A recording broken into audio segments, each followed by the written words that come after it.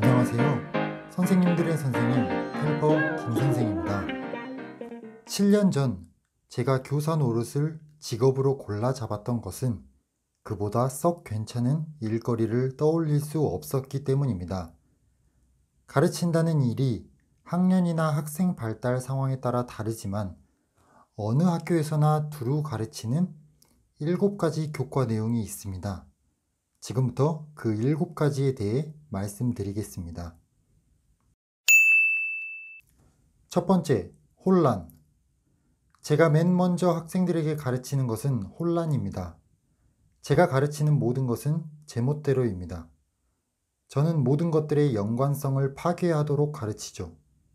제가 가르치는 것인 행성의 궤도, 쌓기나무, 삼권분립, 전치사, 소프트웨어 교육, 연극, 줄넘기, 리코더, 토론방법, 서양악기, 전묘법 등 이들 가운데 서로 연관성이 있는 것들은 얼마나 될까요?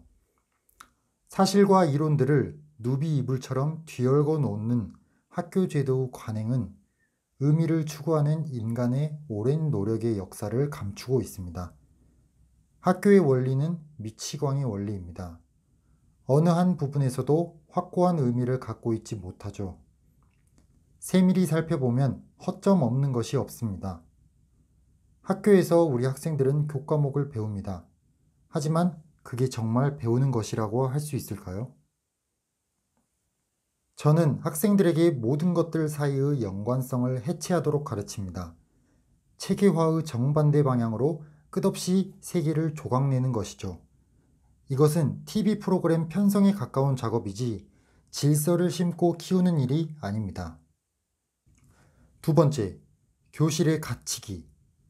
저는 학생들이 교실에 갇혀 있도록 지도합니다.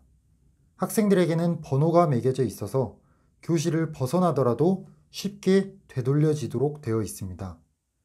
그리고 번호에 매여 있는 학생들이 함께 갇혀 있는 상태를 좋아하도록 만들죠. 좋아할 만큼은 아니더라도 별 말썽 없이 받아들이도록 만듭니다.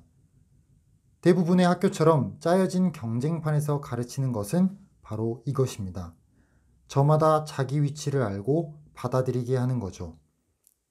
학생들의 99%를 교실 안에 묶어두는 것이 교실의 기본적 구조이지만 저는 학생들이 시험 성적을 올리도록 공공연히 격려하기도 합니다.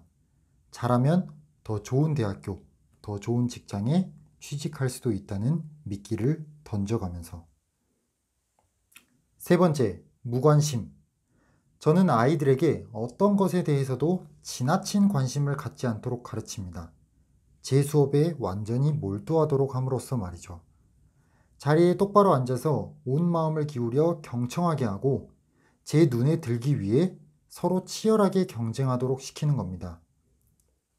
하지만 신호를 주면 지금까지 하던 일이 무엇이든 곧바로 손을 떼도록 요구합니다.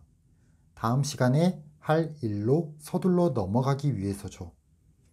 내가 교사로서 할 일을 해야 하는데 학생들이 무엇에 지나치게 몰입할 필요가 있을까요? 수업 시간을 지배하는 숨겨진 원리가 바로 교사의 신호입니다. 그 원리는 가차없는 원리입니다.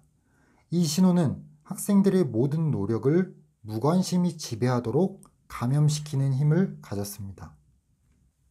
네 번째, 정서적 의존성. 제 미소와 찌푸림, 상과 벌 따위로 저는 아이들에게 자신의 의지를 버리고 교사의 지휘체계에 따르도록 가르칩니다. 모든 권리는 권위를 가진 사람이 주기도 하고 박탈하기도 하는 것이며 여기에는 이의를 제기할 틈이 없습니다. 권위를 가진 사람이 인정해주지 않는 한 학교 안에는 어떤 권리도 없습니다. 저는 교사로서 학생들의 여러 가지 결정에 간섭합니다. 제가 보기에 합당한 일에는 허가해 주기도 하고 제 통제력을 위협하는 행위에 대해서는 곧바로 교정 조치를 합니다. 학생들에게는 끊임없이 개성을 드러내려는 성향이 있습니다. 따라서 저는 신속하게 판단을 내려야 하죠. 개성이란 학교와 교실에 방해되는 요인입니다.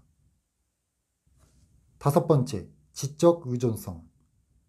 제가 맞다고 생각하는 것은 학생들에게 그대로 가르칩니다. 제가 가르친 내용을 거부하는 학생들은 벌을 받죠. 교사에게는 학생들이 생각할 내용을 통제할 수 있는 권력이 있기 때문에 잘하는 학생과 못하는 학생을 구분하는 것도 어렵지 않습니다. 잘하는 학생들이란 제가 시키는 방향을 별 저항 없이 잘 따르는 학생들입니다. 반대로 못하는 학생들이란 여기에 저항하는 학생들이죠. 그리고 수업 시간에 무엇을 가르칠지도 당연히 제가 결정합니다. 아니, 얼굴이 감춰진 교육부가 결정해 줍니다. 결국 전문가로 보이는 교사에게 학생들이 지적으로 의존하도록 만들죠. 6번째, 조건부 자신감. 세상은 자신감이 넘치는 사람들이 너무 많으면 버텨낼 수 없게 되어 있습니다. 그 때문에 저는 아이들의 자신감이 전문가의 의견에 얽매여야 한다고 가르칩니다. 제가 가르치는 아이들은 끊임없이 평가를 받죠. 객관적인 것처럼 보이는 통지표를 받고 학생들은 자기 미래에 대한 결정을 내리게 됩니다. 시험과 성적, 통지표는 결국 아이들이 자격증을 가진 권위자들의 평가에 따라야 한다는 것입니다. 즉, 자신의 가치도 남이 가르쳐 주어야만 하는 것이죠. 7번째, 숨을 곳은 없다. 저는 학생들에게 너희들은 늘 감시받고 있다고 가르칩니다. 아이들은 자기만의 공간도, 자기만의 시간도 갖기 어렵죠. 학생들 서로 간에 일러 바치는 일, 심지어는 자기 부모의 일을 일러 바치는 것까지 장려됩니다. 물론 저는 부모님들께도 자기 아이들의 문제점을 보고하도록 권유합니다. 끊임없는 감시와 개인 영역의 박탈은 아무도 믿을 사람이 없으며 혼자 있는 것은 옳지 않다고 학생들에게 가르쳐 줍니다. 참고로 감시란 유서 깊은 제도로서 영향력 있는 여러 사상가들이 신봉해 온 것입니다. 제가 말씀드린 7가지 내용은 언제까지고 예속된 사회적 계급을 위한 가장 중요한 가르침입니다.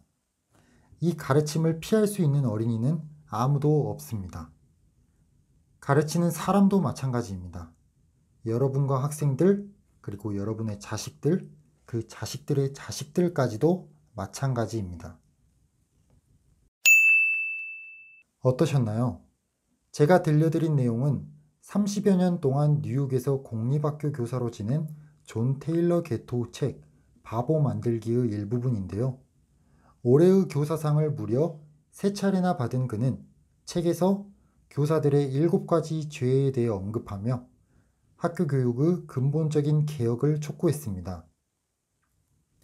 저는 이 책을 읽고 내용의 일부분을 직접 써보면서 교육제도뿐만 아니라 제 교직 생활을 심도 있게 돌아볼 수 있었습니다. 그리고 제가 어렸을 때 품었던 생각들도 다시금 떠올리게 되었는데요. 나는 왜 학교를 다녀야 할까? 이거 배워서 대체 어디다 써먹지? 나는 지금 다른 거 하고 싶은데 어쩌지? 마침내 그 생각들은 한 가지 궁금증으로 귀결되었습니다. 제대로 된 교육은 대체 무엇일까? 여러분은 교사들의 7가지 죄를 듣고 어떤 생각이 떠오르셨나요? 다음 시간에도 즐겁고 유익한 이야기를 가져오도록 하겠습니다. 시청해주셔서 감사합니다.